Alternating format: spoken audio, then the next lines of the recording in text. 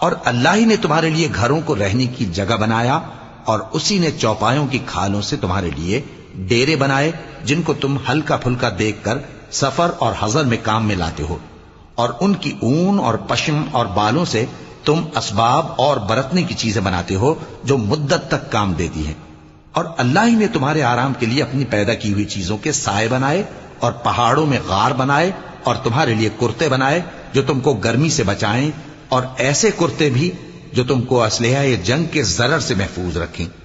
इसी तरह अल्लाह अपना एहसान तुम पर पूरा करता है ताकि तुम फरमाबरदार बनो। बस अगर ये लोग रूगर्दानी करें तो ऐ पैगंबर, तुम्हारा काम फकत साफ साफ पहुंचा देना है।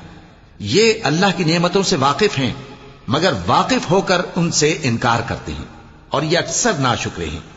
और जिस दिन हम हर उम्मत में से एक गवाह यानी पैगंबर को खड़ा करेंगे, फिर न तो कुफ्फार को बोलने की